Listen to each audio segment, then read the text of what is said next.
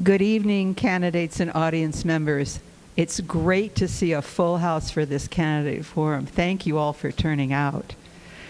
I am Stephanie Schlanger, and I will be your moderator for the evening. On behalf of the League of Women Voters of Santa Fe County, I want to thank the Unitarian Universalist Congregation's Gail Mariner for providing this venue free of charge. And I'd like to invite Reverend Gail up here to say a few words to open.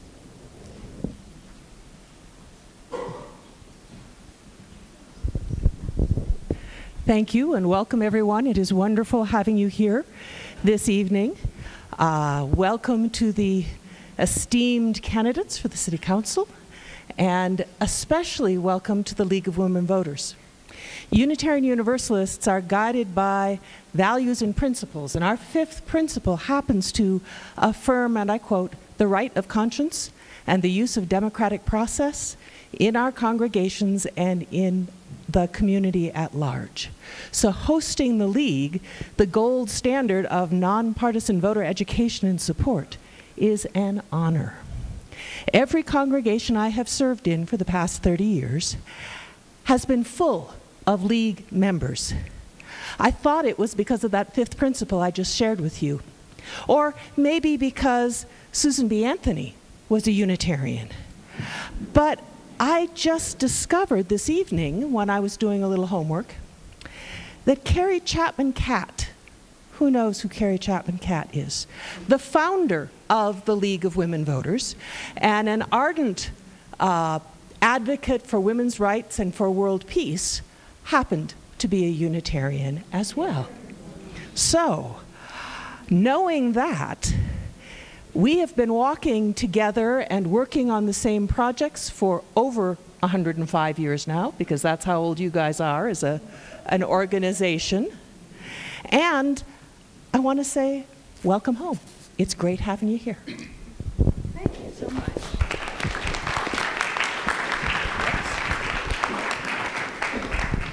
Thank you so much. That's heartwarming, and I did not know that about Chapman Catt. That is excellent.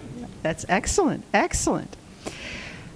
The League also wants to express our gratitude to the Santa Fe New Mexican for broadcasting our candidate forums this year as a service to the community. Bill Church, editor of the Santa Fe New Mexican newspaper, would like to say a few words. Welcome, Bill.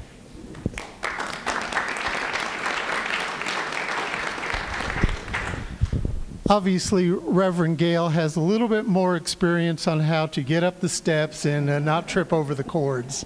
And by the way, Reverend Gail, I will be here, I believe, in a couple of weeks for a presentation and a discussion on freedom of speech, which is a perfect segue into why we're all here. So thank you for all being here.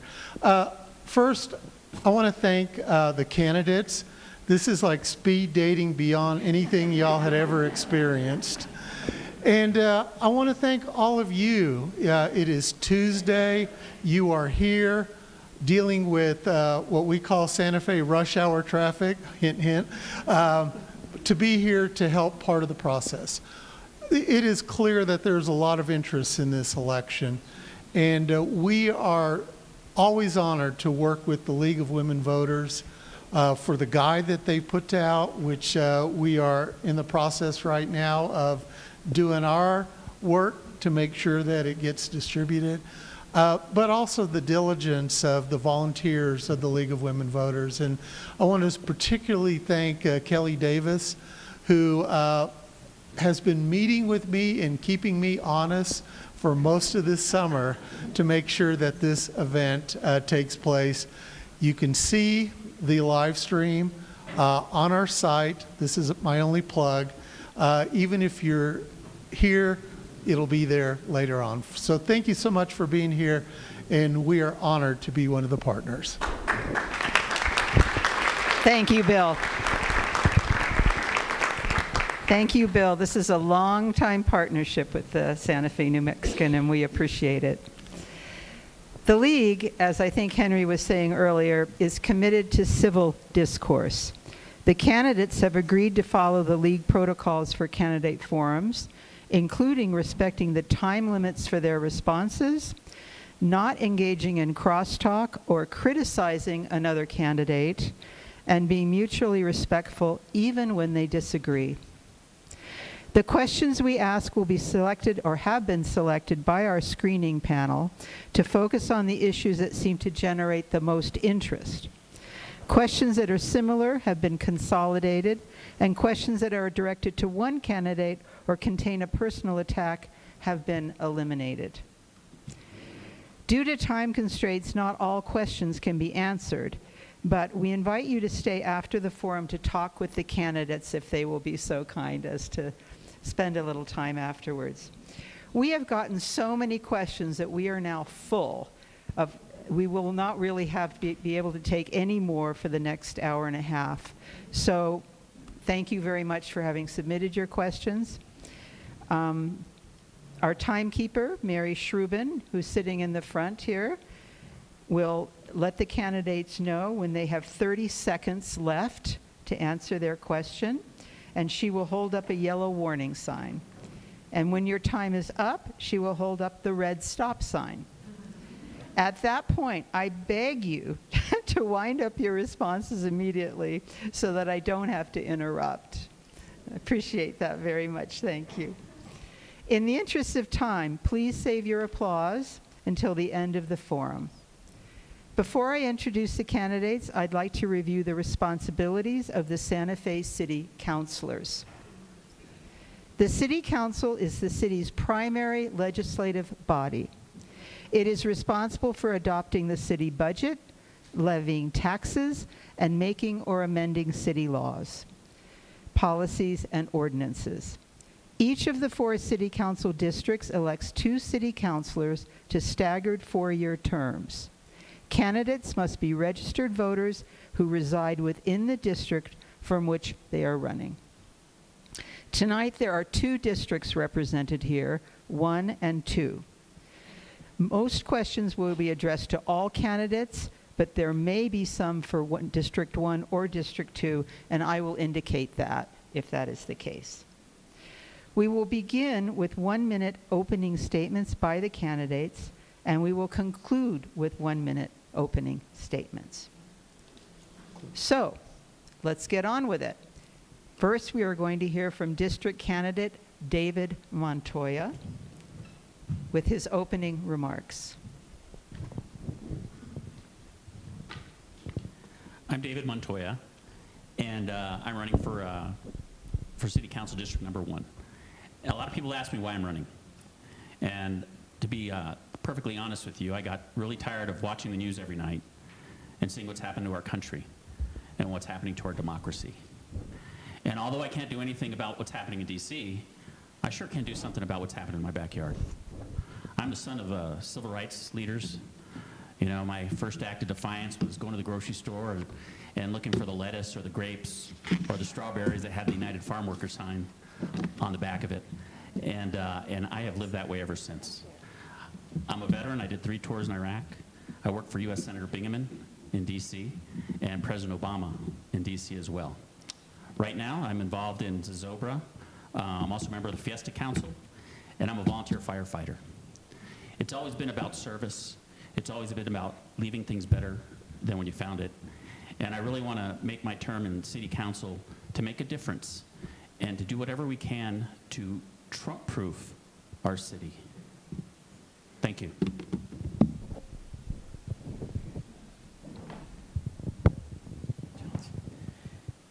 Good evening. Good evening. My name is Catherine Rivera. I am also a candidate for City Council for Santa Fe's District 1. I am a native of Santa Fe, and I was born and raised here, and I currently live on the same street that I grew up on. I know Santa Fe, and I've been involved in Santa Fe, and this journey to be on the City Council now is on my 4th year. After graduating from university, I spent time in private industry where I worked for a Fortune 157 company. And during that time, I was fortunate to see the country and I was fortunate to see the globe.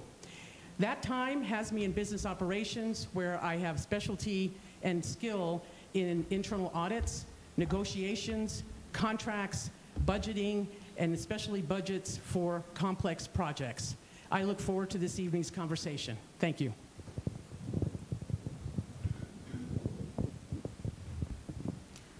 Hello, my name is Pat Figali. I'm also running in District 1. There are 3 of us. I am a lawyer and an urban planner, and I spent the last 4 years working for the City of Santa Fe as an assistant city attorney. I am a policy nerd, as anyone who's talked to me probably knows. I will talk to you about zoning all day long, and right now we are redoing our land use code, which is where I get to talk about zoning all day long, and I am the person who would actually love to do that. So that is one of the reasons I'm running.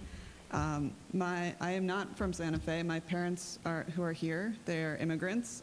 They came to the United States, and I was raised in Cincinnati, Ohio. When Trump was elected the first time, that started to feel like not the safest place to live. So I understand why people come to Santa Fe. I am one of them. I understand why people love it here, and I want to make it the best place that it can be for all of us and the safest place it can be.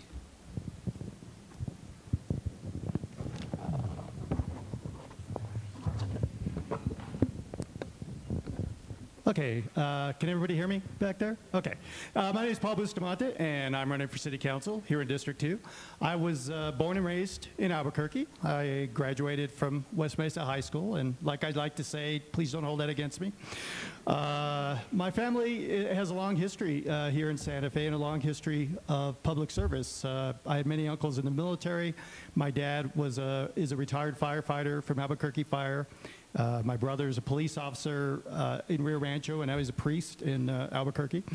And my own journey in public service started right out of high school, where I went to work as a police service aide for Albuquerque Police Department. I spent 8 years in the military, and part of what I did in the military was help set policy for Air Mobility Command, which was one of the 2 largest commands in the Air Force. And I think it's that work experience during that time that is directly relatable to running a city government. And so I'm really hoping to earn your vote tonight. Thank you. Hi, my name is Liz Barrett, and I'm running in District 2, and I just want to say thank you to the League of Women Voters for hosting this event, and just say thank you to all the women that came before us to pave the way for us to be here right now. I'm a mom, I'm a social worker, and I'm a trained problem solver. I have 20+ years of experience working in public service. I've worked in schools, I worked with veterans, I've worked in treatment programs and community agencies. I came to New Mexico over 20 years ago to do AmeriCorps in Albuquerque and work with Spanish-speaking survivors of domestic violence. I'm also a soccer coach, my daughter's soccer coach, and I wear many other hats. I'm running because I've noticed that working families are really struggling to stay afloat in Santa Fe. Families, like mine, are stretched thin, and housing has become so increasingly unaffordable that it's reached a crisis point. I'm running to change that. My campaign is focusing on affordability, livability, and sustainability. Thank you. Good evening, everyone. My name is Aurora Martinez. I am a native Santa Fean, New Mexican as well. And I'm also a single mom. Well, I'm a single mom.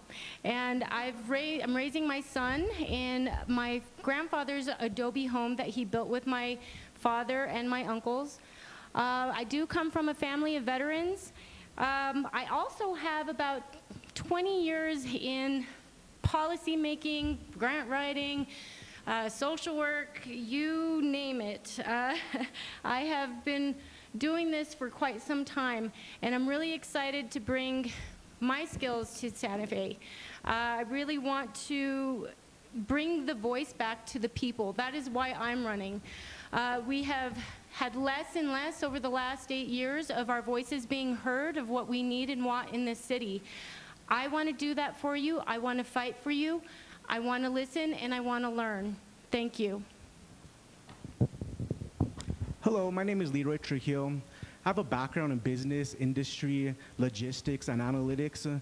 I grew up here in Santa Fe and just looking at Santa Fe, I see the downfall that it's becoming. Our public facilities are in downfall, our infrastructure, our education, addiction, homelessness. Nothing is being addressed. I've spoken to my constituents and, you know, one-on-one interactions on ways we could combat these issues. I have 15 years of team management, logistics, and I know how to operate different programs from business, helping individuals with addiction through community programs, and then I want to increase ways to better Santa Fe. Thank you. So thank you very much, candidates, for your opening statements. The first question, we'll start again with Mr. Montoya, and just move down the row. And this is a 2-minute question. Have you managed a business, government agency, or nonprofit?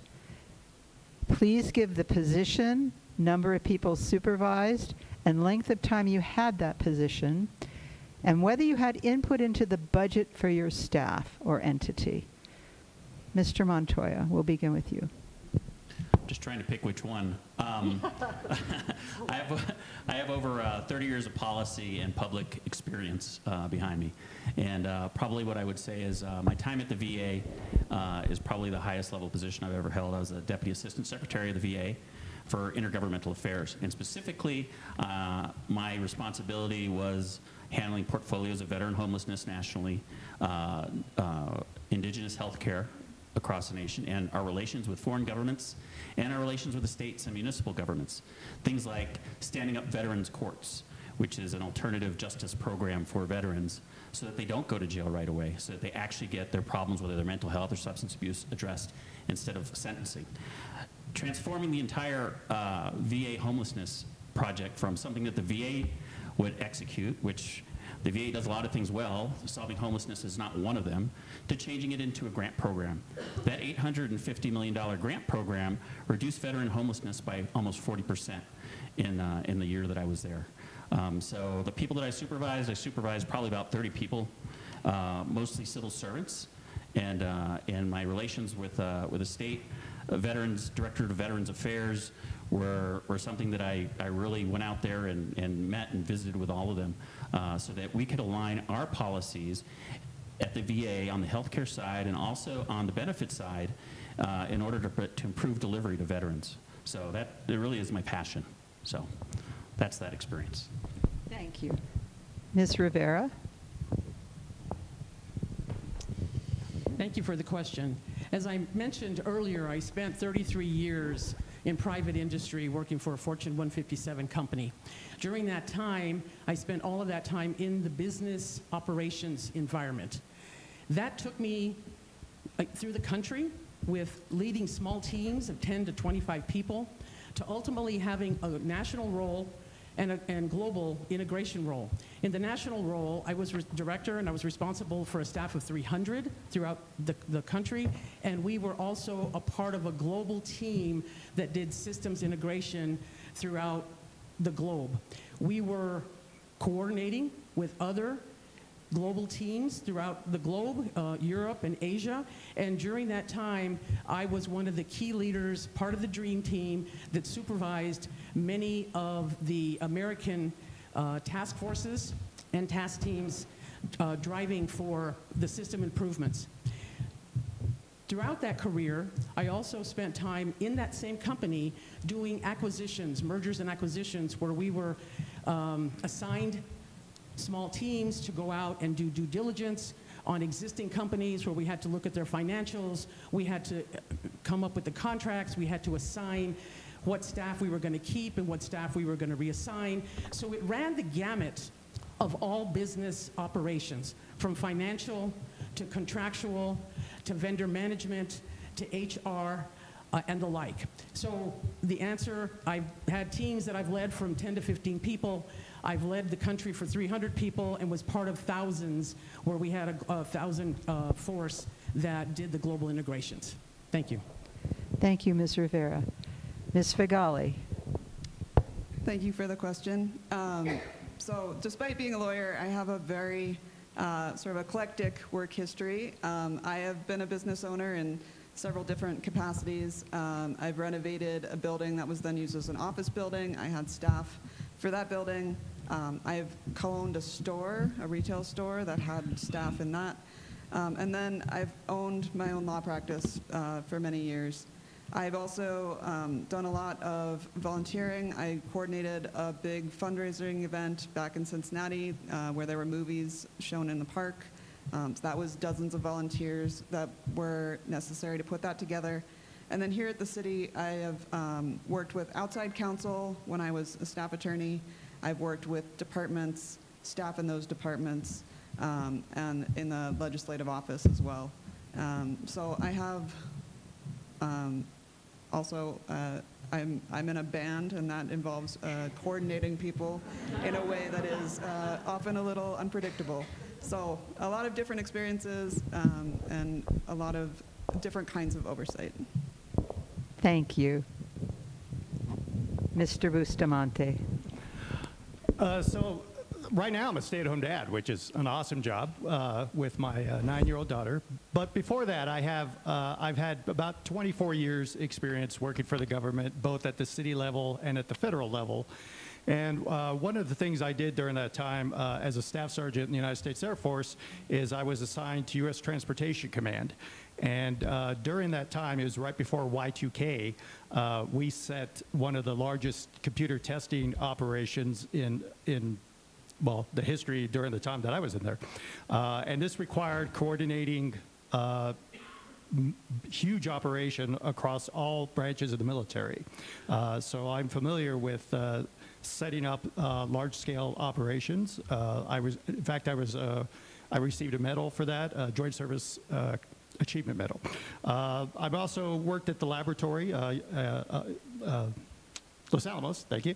And during that time, when I worked at the research library, I was responsible for ordering multi-million dollars worth of equipment. I dealt with vendors frequently, and I had to keep track of the budget for our office and for the library in terms of our expenses and expenditures for computer support and computer services. So that's where the majority of my experience in relation to this question comes from. Thank you. Thank you.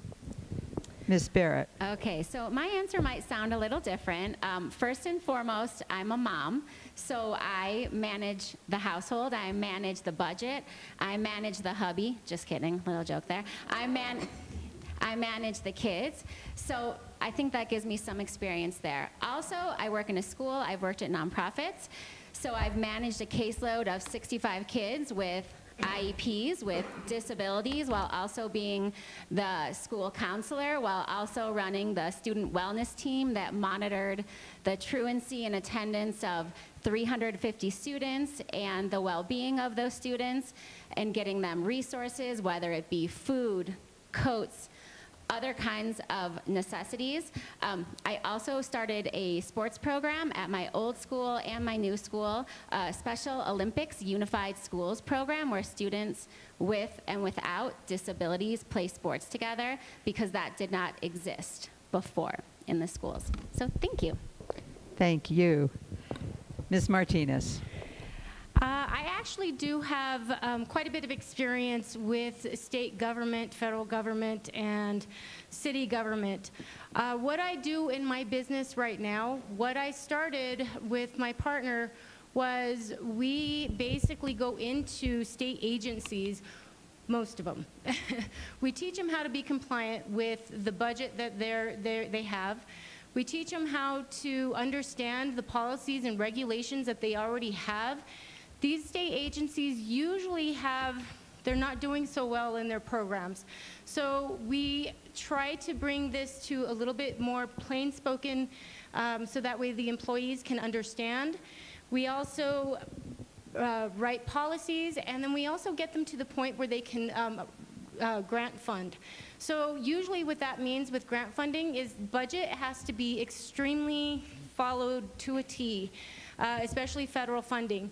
This is something that I do in my business every day. The reason why I do it in my business is because starting off at DOT, at the traffic monitoring, which I did manage for a brief period, was because you have to be creative.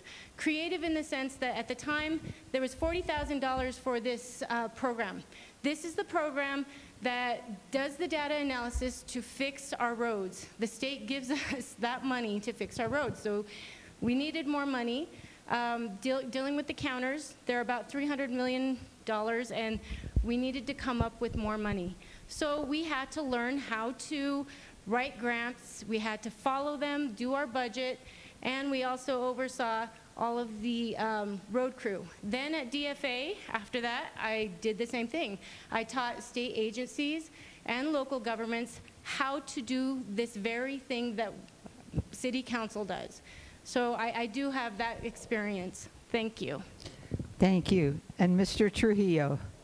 Yes, I've been self-employed most of my life. I have over 10 years experience in logistics, analytics, business startup, from brick and mortar shops to multiple online businesses, from inventions to manufacturing with foreign countries, so I know how foreign relationships, understand business, what an individual needs, how to understand market trends. So I could look at a city, understand what it's lacking, what it needs, and ways to build it up through research, data, analytics, and building, and a lot of research. And I've managed over multiple teams of 30 individuals that I built myself when it comes to marketing, guerrilla marketing, social media marketing. So I know how to do research and understand problems and solve them. Thank you. This time we will start with Ms. Rivera and work our way down the line. This is a 1-minute question.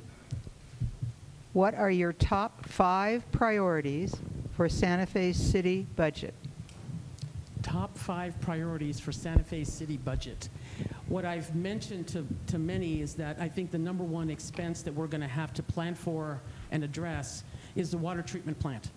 If that water treatment plant is not functional and a new one is not built, we will not be able to sustain our current situation, much less any growth. So the #1 thing for budget, I think, is the water treatment plant. The second thing for budgeting, in my opinion, is figuring out the facilities to address the homeless and the treatment surrounding the homeless and drug addictions, et cetera. The following 3 would probably come into the parks, making sure the parks are funded, and I think the other 2 priorities would probably, be in line in general with the infrastructure, making sure our roads are fully funded, especially Airport Road, which is a mess. I think there was 4, but I would put the 3rd one in the quality of life category. Thank you. Thank you very much. Ms. Fegali. Thank you.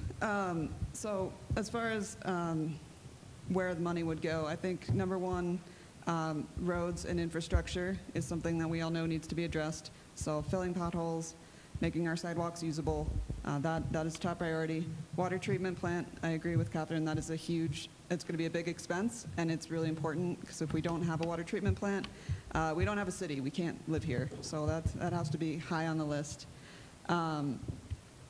Addressing homelessness is big. We're going to need some facilities to house people, and also probably some treatment facilities. So that's going to take some money and some time. And then I'm going to say our libraries, they need to be open on Sundays. They need to be open more. We can do a lot more programming. We can have a lot more access for folks in this town. And then also our transit system. Our buses don't all run right now. We don't have enough drivers. We don't have enough routes. We don't have enough frequency. We need to work on that as well. Thank you. Thank you. Mr. Bustamante. So I would say my top priorities for the budget, first and foremost, we need to get a consistent source of funding for the Affordable Housing Trust Fund. Right now, we put about $3 million a year, but it's kind of a come-as-may sort of thing. There's no consistent budget line item for that, so we need to find funding and actually increase what we put in there now. The transit system, as mentioned, we are not anywhere near where we were pre-pandemic stages in terms of getting our routes back, in terms of getting service out to people. We need to hire personnel and build up our facilities, especially for our first responders. They are stuffed to the gills in their facilities they have and actually can't expand right now because they don't have anywhere to put people. We need to address our homelessness in terms of better temporary housing with wraparound facilities and, of course, that water treatment plant. We need to stop kicking the can down the road and get that thing built. Thank you. Thank you. Ms. Barrett. My top issue that I'm running on, and I know that District 2 constituents really care about, is affordable housing, like others have mentioned. We probably need to double down or triple down in the Affordable Housing Trust with how much money we're putting in there. Number 2 would be the unhoused folks that we have in town, things like investing in the pallet shelters, in a built-for-zero model of housing first for unhoused individuals, treatment, substance abuse, mental health treatment, then infrastructure, roads, parks, and then last for me would be transit. I would love to make the bus free. These issues are all connected. I know our unhoused individuals living in the city need transit to move around. They also need money towards affordable housing so they could have a stable place to live and then receive treatment. Thanks. Thank you. Ms. Martinez.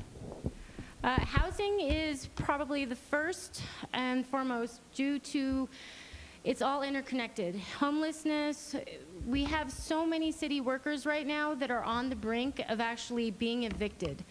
So it's not just homeless, it's also connected with everything that's going on. We need to make housing a little bit more attainable. I've already come up with a couple of models that I've created myself that I do think would work for the housing. The other thing that I think is obviously the unhoused. They, like I said, they're interconnected. They need to have wraparound services. We need to come together as communities, all districts, and it would be best if we can all community-led. The other thing would be families and youth. We have so much youth that have nothing to do, nowhere to go, and we need to provide this all over every single district, not just 1 or 2. The other one would be Parks and Rec, and transit, the last one. Thank you. Thank you. Mr. Trujillo. I'm going to speak up on not what I want to do, on what my constituents want. We're speaking over multiple hundreds of individuals on a poll that I've done internally. Our top main issues are affordable housing, poverty, affordable housing, crime, drugs, roads, infrastructure, traffic, economy, and the cost of living and taxes. The way I want to address homelessness and poverty is by creating a diversion program, building a facility. This has worked in multiple cities around the U.S. and the world by building facilities, creating jobs for the homeless, and then with affordable housing, tackling the permit system so we could conduct competition amongst the monopoly corporations that are taking over Santa Fe and allow streamline the permit system so individuals could, individual local contractors can provide competition to provide affordable housing, and then tackle roads and economy through jobs and small businesses programs. Thank you. And Mr. Montoya. Right now, we're in the middle of a housing crisis. Over the last 8 years, rents have gone up by 78%. So housing really is, and affordability really are my priorities right out of the gate. If you're going to build on city land, it's going to be either for affordable housing or for workforce housing. People that work in Santa Fe can't afford to live in Santa Fe. Heck, we have 70% of our police force that can't afford to live here. So how are we going to do this? We're going to go ahead and we're going to enforce the short-term rental laws. We have about 1,000 illegally renting short-term rentals, and we're going to put those back into the long-term rental pool. We're also going to take a look at second and third homes, particularly those owned by people that are from out of state. If you're from out of state, you own a home, it's a public safety issue at that point. So we're gonna charge you something, and we're gonna use that to fund affordable housing. I'm gonna call it my Texas tax. So let's tax Texas. Just want to remind people to please hold their applause until the end. The other thing that I want to talk about is I also want to talk about solving homelessness. Okay. Homelessness is up by over 80%, and we have to address that. I support the ROC, which is the... Mr. Montoya, we're running out of time. Oh, I didn't see that. Oh, sorry. Stop. Thank you, thank you. This next question, we will start with Ms. Figali, and we will move down the line. It's a 2-minute question. What is your vision for the Midtown campus? The Midtown campus, actually, I don't know how many people know this, but has a master plan already. And it's a really good master plan. I've read it, I've worked on it a little bit. It's to make Midtown a mixed-use, walkable, livable community where people work, live. There's going to be a plaza there, there's going to be a movie theater, and the Carson Theater will be renovated eventually. Bolton Library will be renovated, and Santa Fe Art Institute is already there, and NADA is working on their proposal, which is going to governing body hopefully in the next month or two. So I would like to see that master plan carried out. I would like us to have 1,000 or more new residences in that area, 30% of which at least will be affordable, as per our affordable rental outline. And yeah, I think the plan that we have is a really good one. It's taking a while, but it will be good if we can get it built. We are making progress towards that, which is being a little slow. Thank you. Mr. Bustamante. So I have looked at the master plan as well, and it is a good plan, but I think it's too broad right now. I think we need to look at the entirety of what they want to do with that and really focus on a few things. First and foremost, affordable housing, and not just housing, but what type of housing that we're going to allow to build there. There was an excellent presentation recently from the HomeWise Livability talking about missing middle housing. And some of the housing that they talked about, duplexes, quads, courtyards, this is housing that we have right now in Santa Fe in some of the most desirable areas of town, some of the most expensive areas in town. So why can't we build that? And that's where we need to look at our procurement system. We need to look at our permit system. And we need to use this Midtown project to help guide us for future projects in order to get these things built faster. The other thing that I think that we need to do is looking at how we've had two heads of this project quit in frustration. And part of that is because of our permitting and red tape. But we also need, as a city, we need to learn to stop micromanaging things. We need to hire people that we trust and then get out of their way so they can do their job. And that's what we need to do in Midtown. We need to get this project done and get out of the way of the people who are doing the work for it. Thank you. Thank you. Ms. Barrett? So I'm really excited when I think about what's going on at Midtown. It's not far from my house. I can't wait to bike ride there, to walk there with my family. In the beginning of the conversation today, I said my campaign is all about affordability, livability, sustainability. And when I think of Midtown, those are three things I think of. There's going to be 30% affordable housing, probably more than most projects that are ever in Santa Fe. For livability, there's going to be a library, there's going to be a movie theater, there's going to be food, there's going to be a center for gatherings. I would love, like Aurora mentioned before, there's not enough for the kids to do around Santa Fe. I would love some kind of outdoor sports complex where kids could kick the soccer ball around, where we could have more children's activities. And then sustainability. There's going to be a whole solar farm, I believe, on the top of the Aspect Media Village. And it looks amazing. It looks beautiful. I would love to live there from what I've seen so far. So it's very exciting to me. Thanks. Thank you. Ms. Martinez.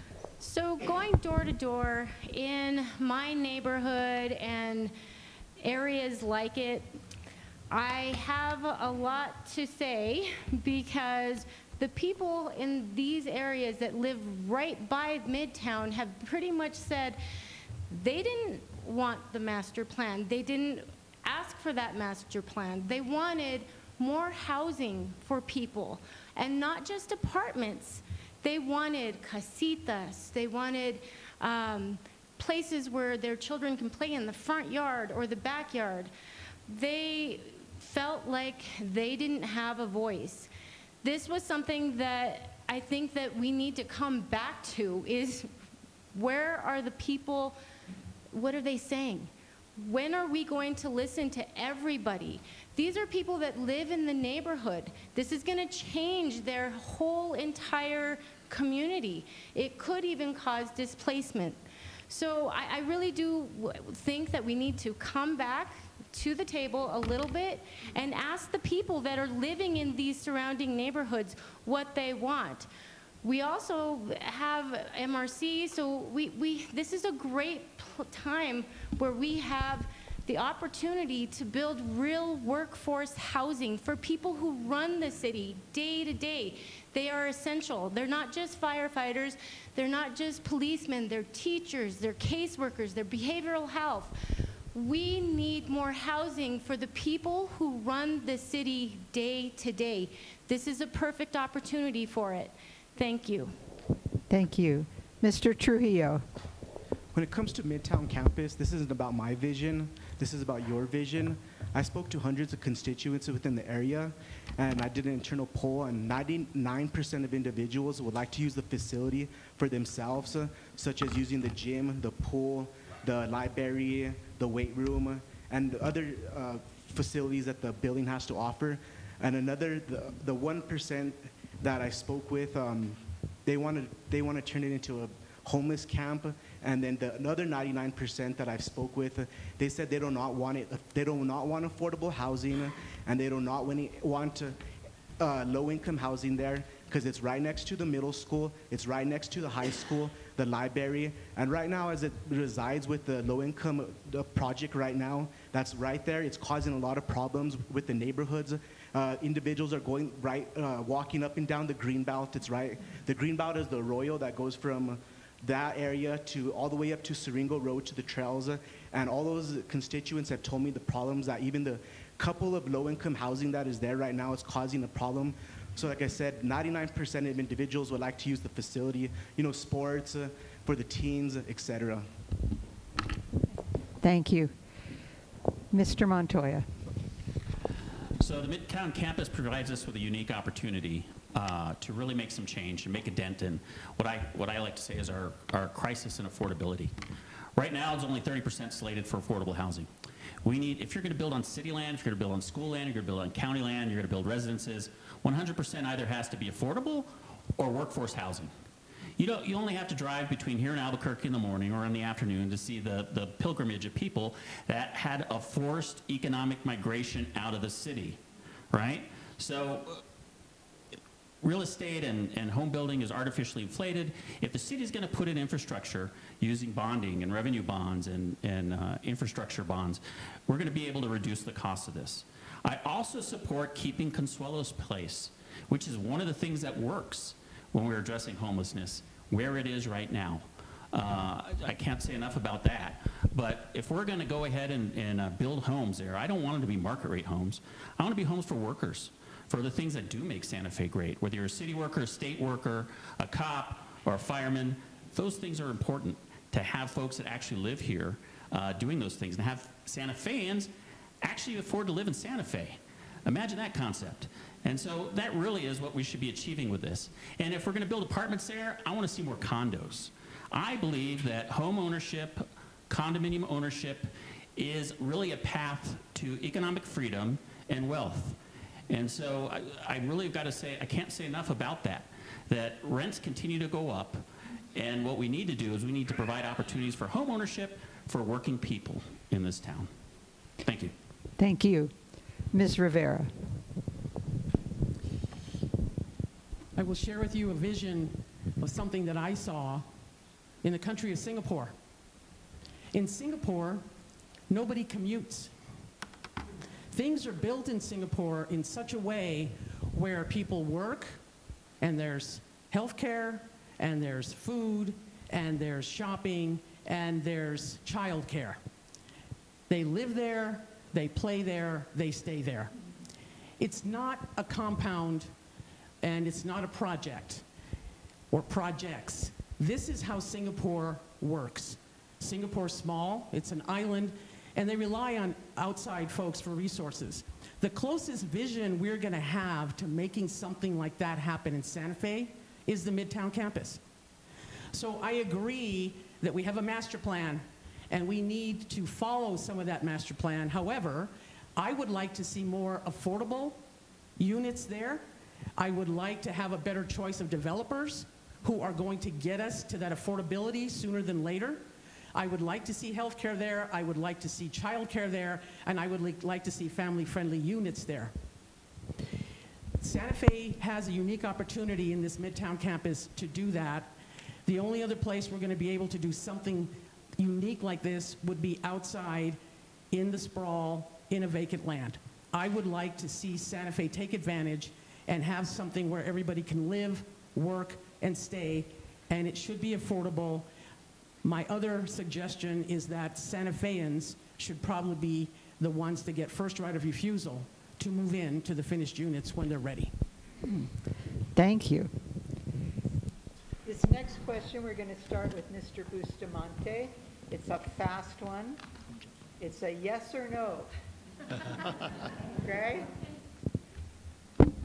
Should the mayor be able to vote on all issues before the council or only in case of a tie?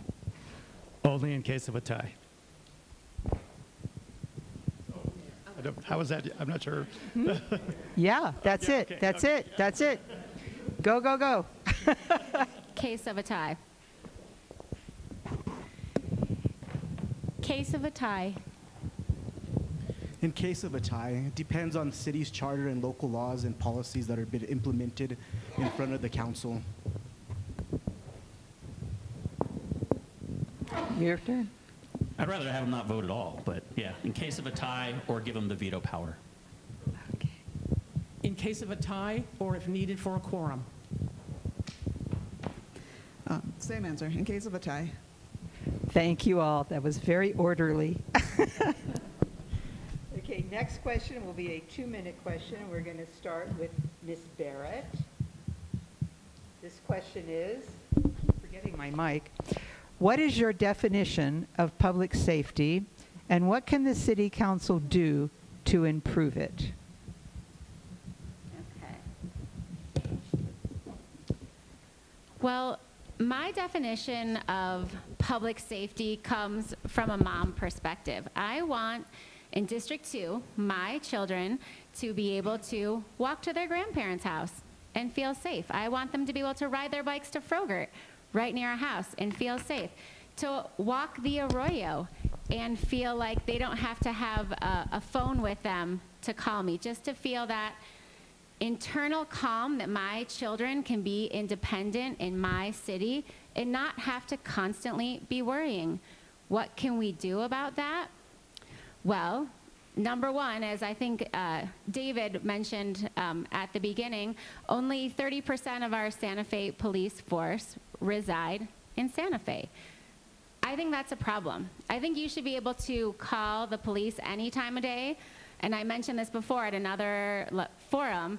I've had to call police before in the evening where they're tied up. I've felt not secure and not safe in my own community, and I've also had to call, and I don't think that's okay. Now, I think this all ties back, which we've all mentioned in multiple forums, this all ties back to the issue of affordability, that essential workers in many cases cannot afford to live in Santa Fe, and that's a problem. Thanks. Thank you. Ms. Martinez. Public safety. It's not just for our youth. It's not just for our elders. It's also for our day-to-day workers. And let me explain this real quick. Every day, children should be safe to play in their front yard, play in their backyard.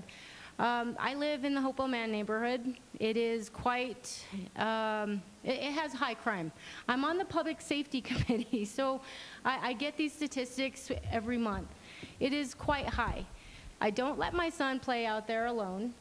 I wouldn't even allow an elder to be out there alone sometimes. This is something that needs to stop. We need to have substations at every park like we used to. Every school, because we all understand that at schools there's some frightening things happening at the schools right now that is scary. So this would also help with housing. This would help with some of the housing that the police are having a hard time with.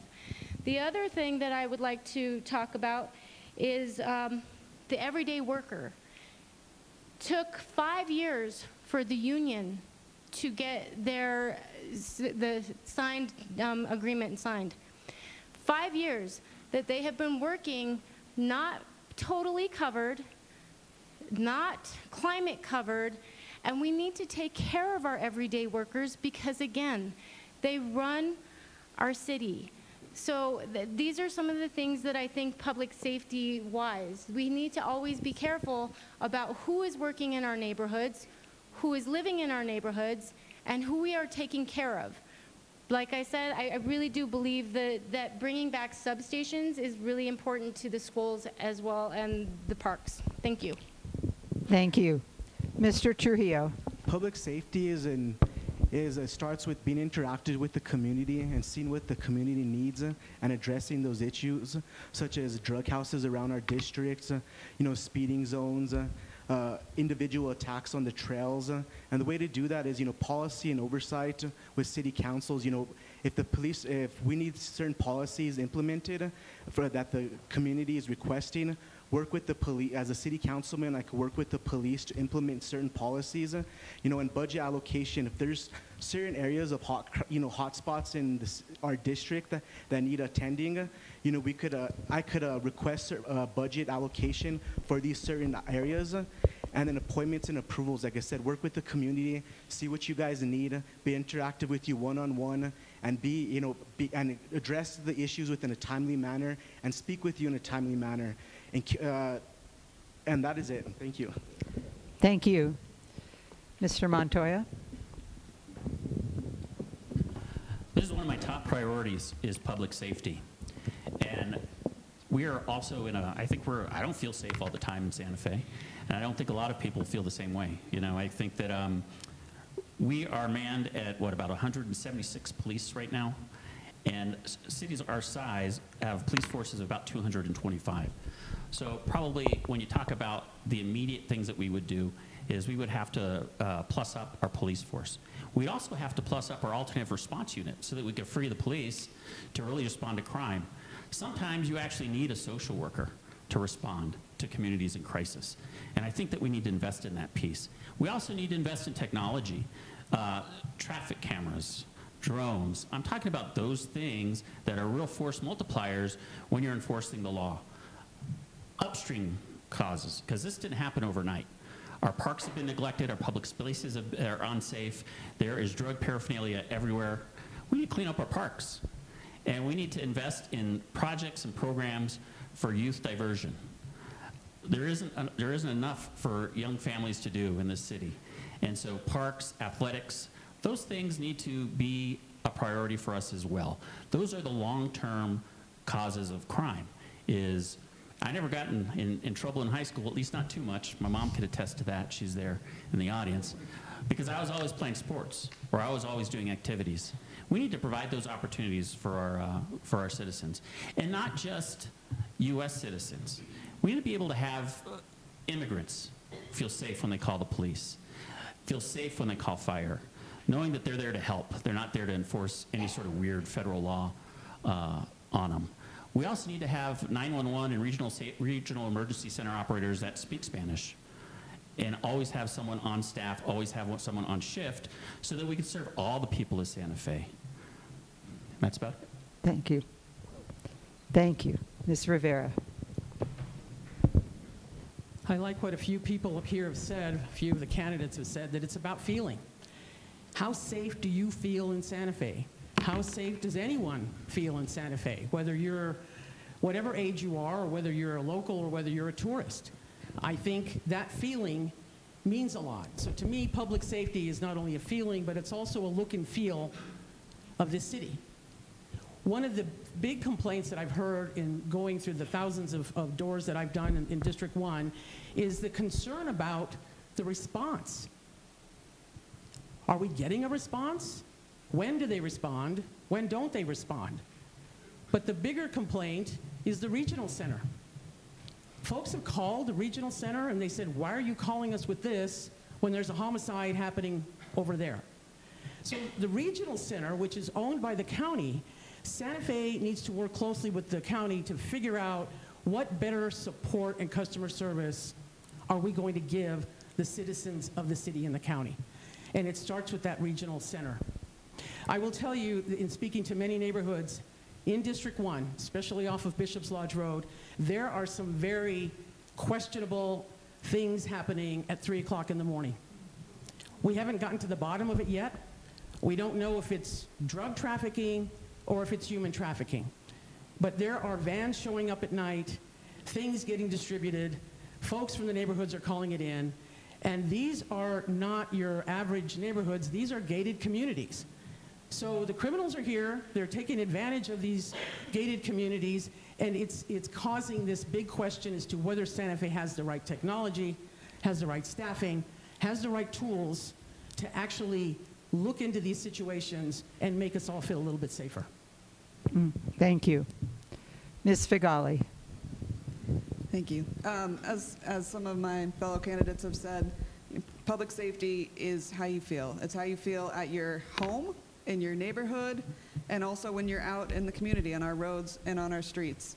And right now, I believe you are much more likely to be killed by a car than by another person intentionally trying to do you harm. So one of the things we really need to address for our public safety is the safety of our roadways and our sidewalks. I almost got hit by a car yesterday near the plaza, at a crosswalk, at a four-way stop, by a guy in a giant pickup truck who just rolled through the stop sign while I was crossing the street. In case that ever happens to you, if you yell, they can hear you, even if they're in their cars.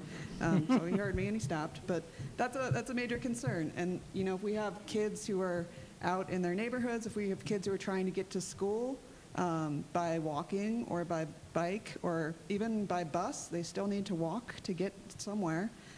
We need to make that safe.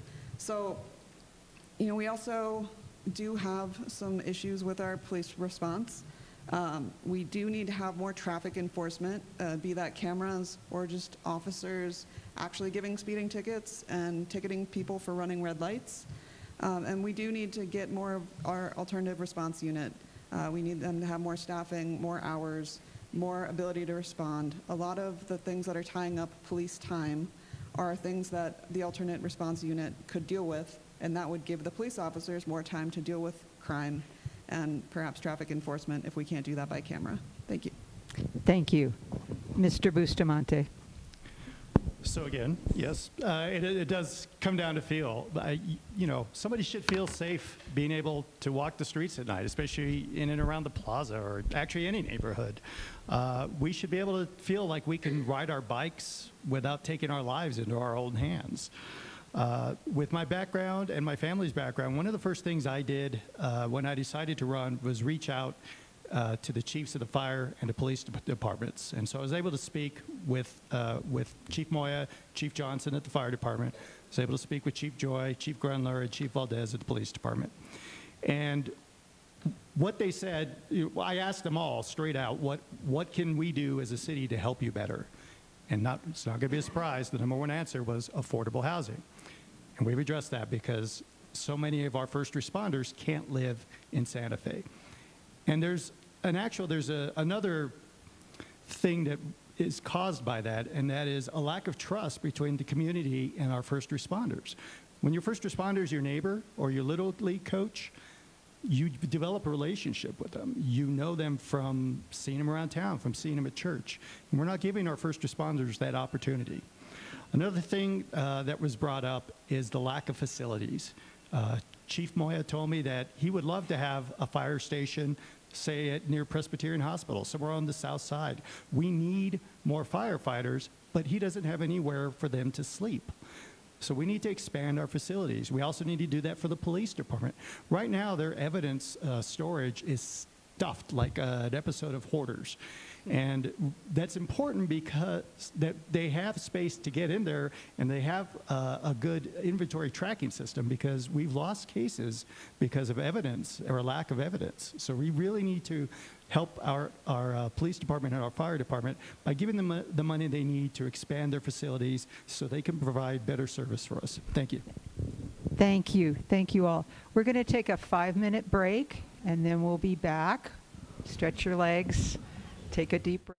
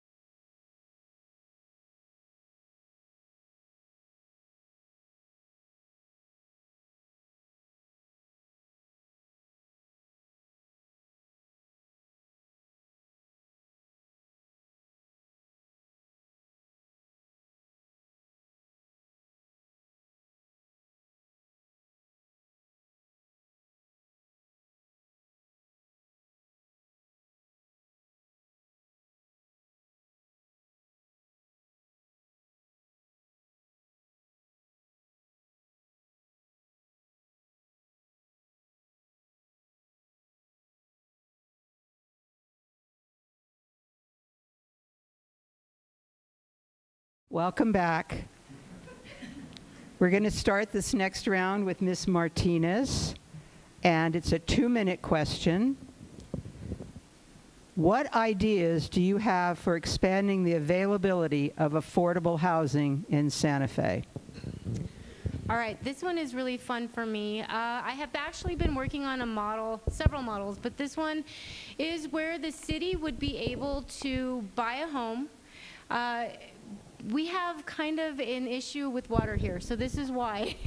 We have a water issue. We don't want to be overdeveloping right now, especially when we don't know when our water is going to come, how much water we have. We have available housing all over Santa Fe in every single district. If the city were to be able to buy a home for a family, bring down that price, yes, they'll be buying a house for $575, bring it down to sell to a city worker, but they have to show that they are a city worker or someone that lives in the county, then you would be able to, and how do we make money off of housing? It's usually interest, correct? So once that interest is already happening, that is how the city makes back its money. So we'll be able to provide the housing for a city worker. Then when they're about ready to sell, give them a little bit of equity, but we put a resale cap on that. This is going to help with some of the housing issues that we already have. Give a family-friendly home to a city worker that can prove that they're here. That is the one idea that I have.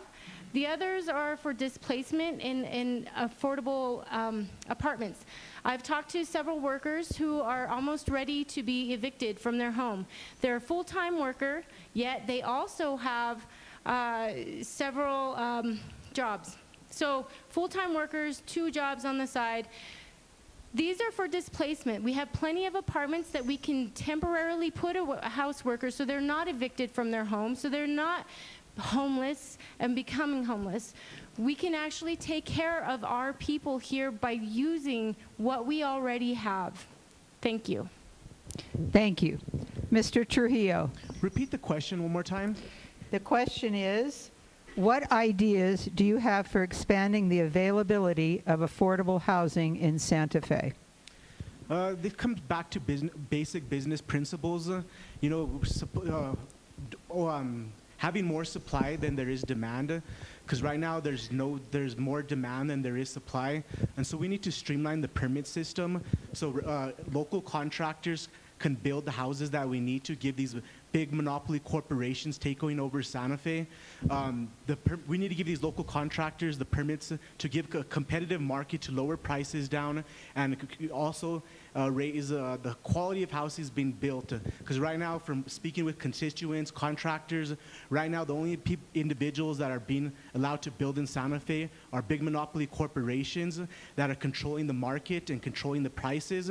And we're never going to bring prices down unless there's a competitive market with other contractors and other small developers that are giving these individuals competition. So I want to streamline the permit system, individuals that are applying for permits, make it a more rapid system, see what's holding the permits up and address those issues, and do maybe like an interactive app system where these contractors could check out the progress of their permit and make sure it doesn't go on longer than a couple weeks, because right now these individuals are getting denied. And so I don't know if there's corruption going on within the permit system, but it seems like the permits are only being sold to big monopoly corporations, and that needs to stop. And I want to address that along with the constituents that are backing me and along with individuals that are getting denied. Thank you. We'll come back up here to Mr. Montoya. There are things that we could do right away to increase the inventory of houses. The first thing is that there are about 1,000 illegally operating short-term rentals in this city. We should immediately start enforcing the short-term rental regulations and laws. And if you're cutting corners and cheating and you don't have a permit, well, then you need to stop operating. And you need to put those, either do one of 2 things: put those back into the long-term rental market, or apply for a permit. And if you apply for a permit, if you're from here and your residence is in New Mexico, you should be in front of the line for any future STR permits. The other thing that we have is we have a lot of second and third homes. 2,000 to 3,000 is what I'm told. And what I would do is I would actually charge those an additional fee, kind of like almost like a city. If you don't live here, if you live in another state, I would actually charge you an out-of-state, almost city property tax. So right now we're at about 2,000 average property tax a year in Santa Fe.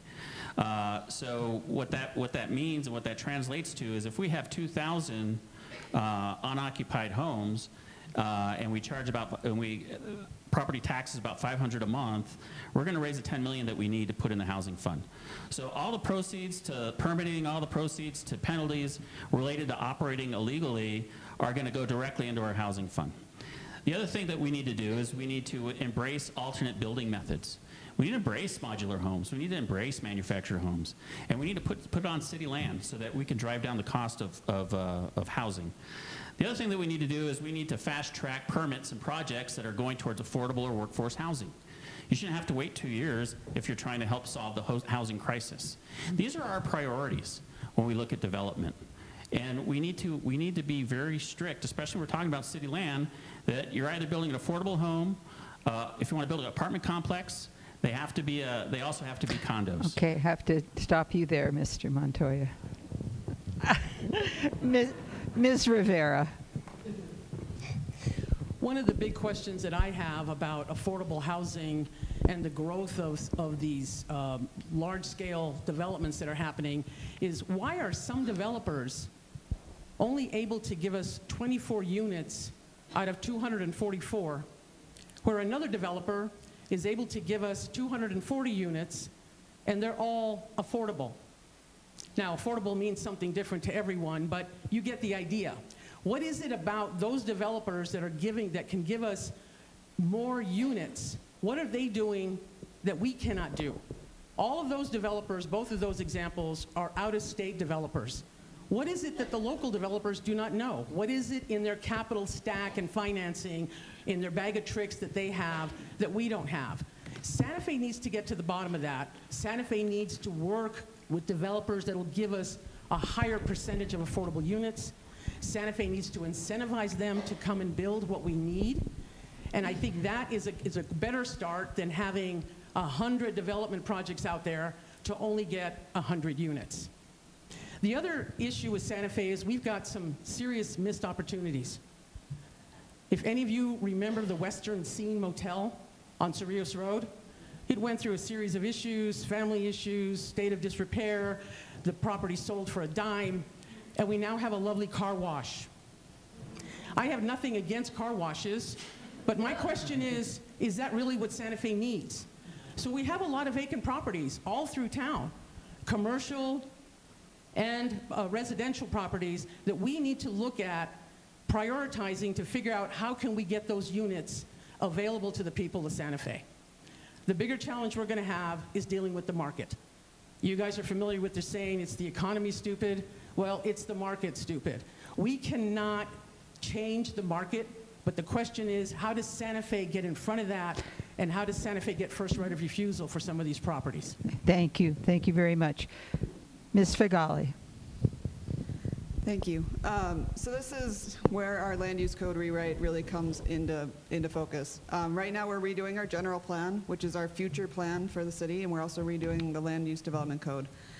We can allow for there to be a lot more housing in Santa Fe. We can allow for people to build additional casitas and additional units on their current lots to build ADUs, accessory dwelling units, and also to have more of this middle missing housing that Paul talked about earlier, duplexes, triplexes, compounds. Santa Fe was built on infill housing. The rail yard where I live, I live in the old house. There are 4 condos behind mine. My entire street is like that. All of, Canyon Road area is like that.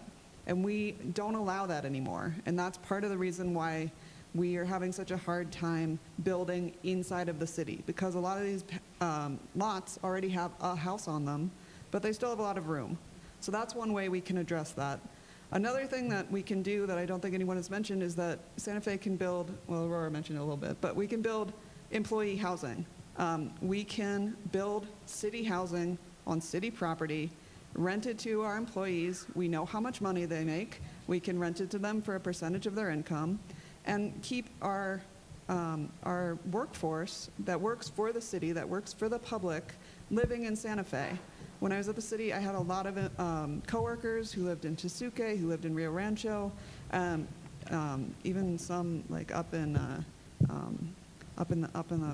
mountains, you know, like far out. So yeah, we need to have people be able to live here. We can address that in the land use code, and we can address that through the city building its own housing. Thank you. Mr. Bustamante. So I think there's three things that we need to look at when we're starting to talk about affordable housing. First and foremost, I think the fee in lieu option has been a failure. And you may be aware of this. I was recently fact-checked in the New Mexican for a statement I made earlier where I said that every developer who's been given this option has used it. Well, it turns out there were 2 that did not since 2016. So I was pretty close.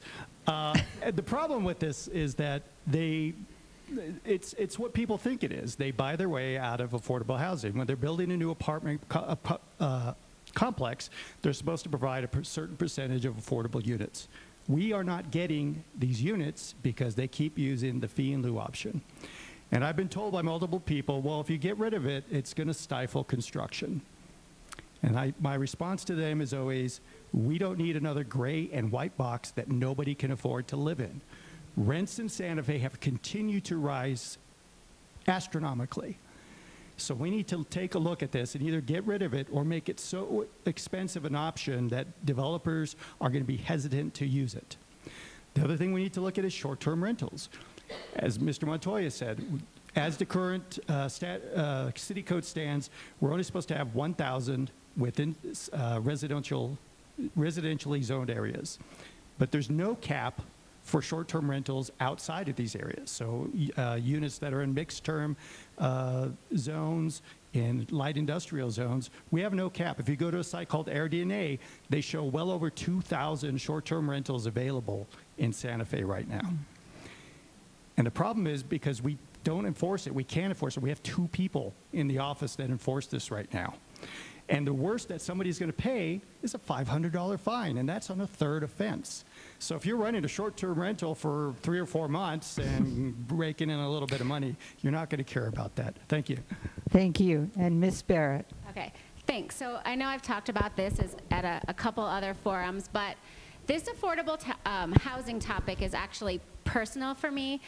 My husband and I, we commuted probably 10 years up to Santa Fe. We both worked in Santa Fe public schools, and we didn't think we could afford a house here.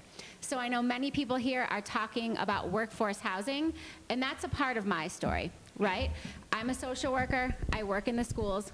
I didn't think I could afford to live here. So about 10 years ago, we were lucky enough to buy through HomeWise, where we could get help to buy our home. And my husband grew up here, and we were able to buy a house in the same neighborhood where his parents live, which was amazing for childcare, right? Which also ties into all this affordability stuff. So many of our public school workers, and this is one of the main things that motivated me to run, cannot live here, you guys. Many public school workers, firefighters, all different kinds of essential workers cannot afford even a starter home in Santa Fe, and that is a huge issue. If we want our brightest and best to live here and teach children, if we want firefighters to put out fires, if we want to call the police in the middle of the night, they have to be able to afford to live here. Number one, we need to triple down on the Affordable Housing Trust. Like Paul said before, we put about $3 million per year. We need $10 million in the Affordable Housing Trust. This helps with down payments, rental assistance, all these kinds of things. We need infill, like Pat said. We need density. We need to be building all over Santa Fe where buildings are not in use, in between other buildings, right? all these things. We need to cut red tape. We need to get out of our own way. I don't know how many constituents going door to door say, what is the deal with this? Why does housing take so long? So we need to get out of our way and let people who are professionals do their job and not keep stopping it up over and over. So those are some of my solutions. Thanks. Thank you. Thank you. Okay, you knew it was coming.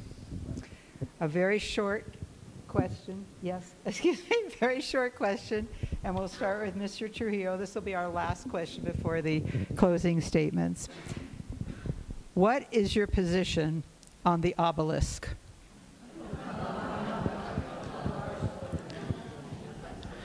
My position on the obelisk is I support it. I work with Daniel Ortiz on the events that he throws at regarding with the Buffalo Soldiers, the Union soldier, and talking information with about the Union soldiers that saved the Battle of Glorieta. So I'm actually involved with that a little bit with Mr. Daniel Ortiz. So I support it. I support our culture. I'm against slavery. I'm for the I'm for the battle that won against slavery and defeated the Confederates. And I'm for all our culture in New Mexico and about saving it and preserving it. Thank you. Rebuilding it to what it was and getting it remodeled. Thank you. Mr. Montoya. I've taken a position on this on day one. I'm a combat veteran. I served in the Air Force, went 3 times to the Middle East. This Soldiers Monument, which is the name of it, not the obelisk, the Soldiers Monument, honors veterans from New Mexico that fought and stood up and gave their lives against slavery. We have the distinction of being the only community in the United States to tear down a monument that honored the Union side. Think about that. And it was torn down during the Black Lives Matter movement. Think about that too. So I stand for putting the Soldiers Monument back the way it was before activists chose violence to tear it down.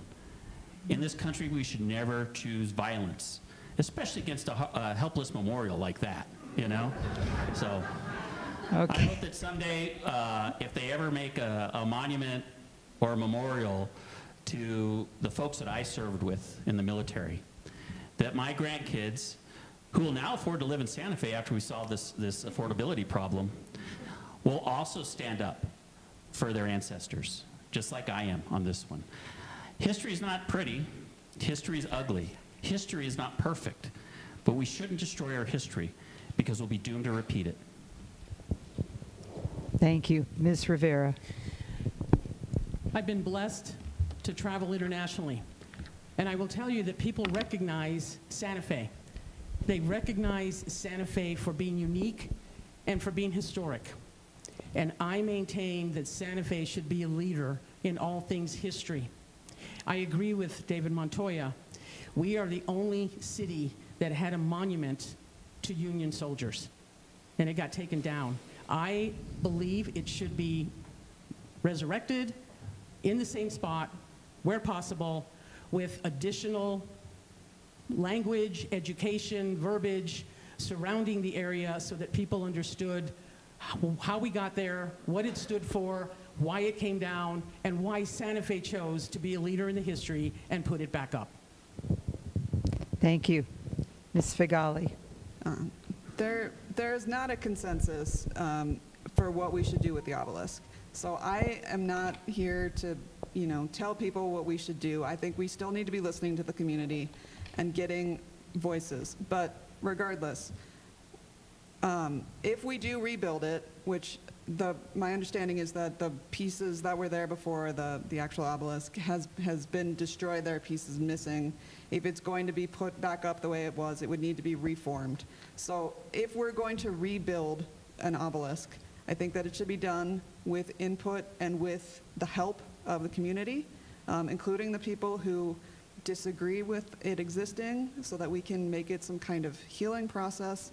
And I think that we do need to have information on the plaza, whether we put it back up or not, about the entire history of the obelisk, why it went up, what it said, what happened in the 70s, and how it came down in 2020, and how it took us 5 years or more to figure out what to do with it. Thanks. Thank you. Mr. Bustamante. Are you trying to get me in the paper again? Is Mylan here? Okay. I'm going to say what I said before. First and foremost, why are we as candidates, why are the 7 of us here addressing this in 2025? They've had 5 years to fix this. They've had 5 years to do something about this, even after a court order. And yet we're still having to answer this question in 2025. My answer is what it was before. I believe we should put this on the ballot. I believe that voters should be able to decide. We have ranked choice. Let's give them some options. Do they want to keep it there? Do they want to rebuild it the way it was? Do they want to rebuild it with added history? Because if we're going to address the history, we need to address the total history. And I fully agree with that. If it's going to be rebuilt, then we need to address everything that's happened, the whole history of that monument. But let's put it to the ballot. Let's let the people of Santa Fe decide. And then, I know this is a crazy idea, but once they do it, let's actually do what the voters want. What a crazy thing for your city government. But I stand firm in that belief because I believe that the people should be able to decide. Thank you. Thank you. Ms. Barrett. So being an educator, first and foremost, I think we need to be teaching accurate history in school. I know that since Trump has come in and he wants to rewrite history books and he wants to revise museums and not teach accurate American history, that is not okay. So let me say that first and foremost. Now, about that in the obelisk, I think it's been very divisive for Santa Feans. I do not think this issue has brought Santa Feans together. I think it's actually divided Santa Feans. I think we should move forward with artists and creatives. So many people come to Santa Fe. Why? The art, the creativity, the culture, the languages, the people. We need to move forward together with artists and creatives. And yes, let's document everything that happened. Let's document the history of the obelisk. What happened? Why was it knocked down? The time, when it was built, when all of these events occurred. Yes, a mural, something like that, but let's move forward in unity. Thanks. Thank you. And Ms. Martinez. I believe this issue has already come to a halt with the judge saying that the obelisk Soldiers Monument needs to be rebuilt. We need to agree with that, and I'm going to explain something really quickly. How many of you know about Olive Ward School? Anyone? It is in a historic district. All of Santa Fe is historic. Do we not agree? This is something that's very important to me because it's history. It's my history as a native Santa Fean and a norteña. My family comes from all over New Mexico, northern New Mexico. My family also fought in the Union War. So this is part of my history that everyone wants to erase, and this is what it feels like. Olive Ward School was painted by a bunch of youth going to school. They were brought together and they were told, go out into your community, talk to your elders, find out about the history of Santa Fe. And they did, and I'm sorry, real quick, they did. They found out and they painted it by learning about their history. Okay. That is going to be erased. And that's something that we can't erase is history, all of it. Thank you. Thank you very much. Thank you very much. Okay, we're going to quickly go into our closing statements, and we're going to start with Mr. Trujillo. You have 1 minute, sir. My closing statement is if you need someone that understands logistics, research and development, solving problems, looking for solutions, looking at different solutions that have been applied and resolved in different cities across the world, implementing things that work, I'm your person. Thank you. We're going to go back this way. Ms. Martinez. I've spent years inside public systems, writing policies, managing budgets, and helping agencies stay accountable to the people they serve. That's not theory. That's hands-on experience with the same responsibility a city councilor holds. I've seen how transparency builds trust, how planning protects neighborhoods, and how fair wages and public spaces shape a city's future. I've helped make those things happen behind the scenes, and now I'm ready to do the work for the city of Santa Fe. I want to hear your voices. I want to learn. I want to be there to fight for you as a city councilor. Thank you. Thank you. Thank you. Ms. Barrett.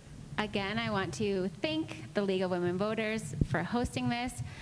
Again, I want to thank women who have run for office, who have fought and gone through all of these hurdles just to pave the way for where we are today. And I want to thank the audience for showing up and participating in democracy. So in closing, my campaign is about making Santa Fe more affordable, more livable, and more sustainable. Not just in theory, but in real practical ways that make daily life better for the people who live here. We serve you.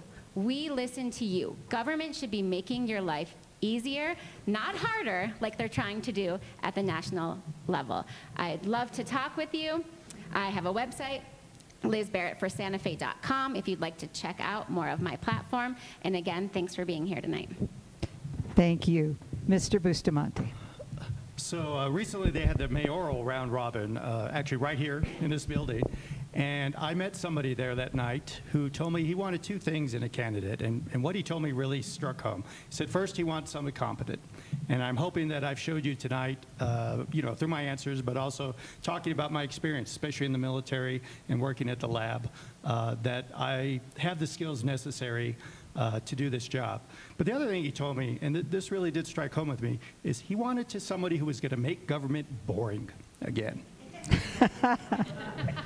And for me, that means you should be able to go to the city to get a business permit. And it's not something fun, but it's not going to be confrontational. You should be able to go to your parks and walk around without a bunch of weeds. You should be able to have a bus service that comes up, shows up reliably, and gets you to where you need. You should be able to call the fire department and know that they're going to respond quickly and be there to help you. Let's make government boring again.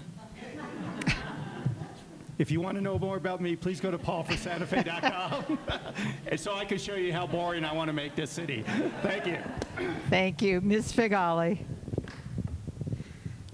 Thank you. So I have worked for the city of Santa Fe. That is my sort of claim up here. As far as experience goes, I worked for 4 years in the city attorney's office as an assistant city attorney. Prior to that, I worked for the state of New Mexico in the House of Representatives as a bill analyst. I have a lot of experience with legislation, with writing it, with reading it, with analyzing it, with reading city contracts. I know how the nuts and bolts of the city work and what we need to do to change things, make them better. I've lived other places. I know that we have a lot of problems here that we can look to other places to see what they're doing and try to solve. We are the city different, but we're not that different that we can't learn from other places. I'm not from here, but I've been here for a long time, and I love it here. And if you want to learn more about me, you can also go to my website, Pat for Santa Fe. You don't have to spell my last name. It's just patforsantafe.com. Thank you. Thank you. Ms. Rivera. Thank you. I want to be the next city councilor for Santa Fe's District 1. I've worked for legal departments who have called on me to go and solve some of the problems. And when I asked them, why are you always asking me?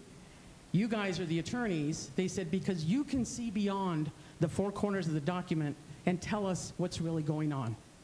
I have spent the last few years immersing myself in Santa Fe's business, attending the meetings, getting to know Santa Fe, and as a native of Santa Fe, I get it. I get the intricacies of doing business in Santa Fe, owning a home in Santa Fe. I believe I have the analytical skills that's needed on the council. I believe I have the most budgetary experience of any of the candidates up here, and I have a process mind that can help guide how to move things forward and get things done quicker. My name's Catherine Rivera. I appreciate your vote. Starts next week, and I appreciate your #1 support in District 1. Thank you. Thank you. Mr. Montoya. I'm a left-wing, woke Democrat. That's it. No, just kidding. I am, but I also have more experience by almost a factor of 10 than the other two candidates that I'm going against in the public sector and also in politics in general. I've served in the Democratic Party at every position except for state chair. I think that's important. I also am a veteran. I'm a combat veteran.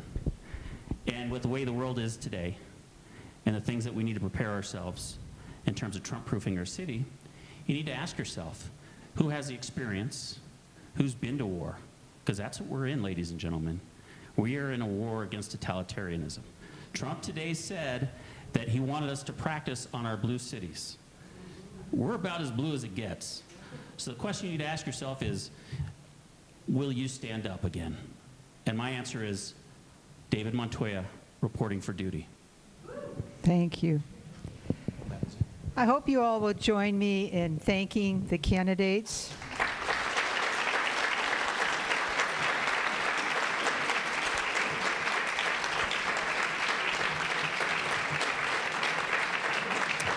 And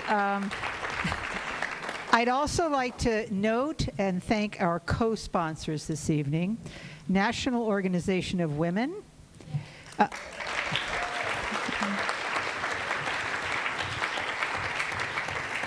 the American Association of University Women,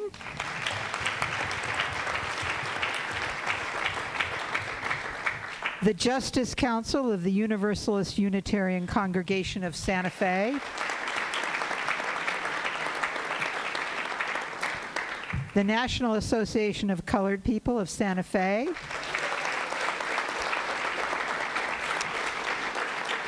and the Food Depot, longtime collaborator.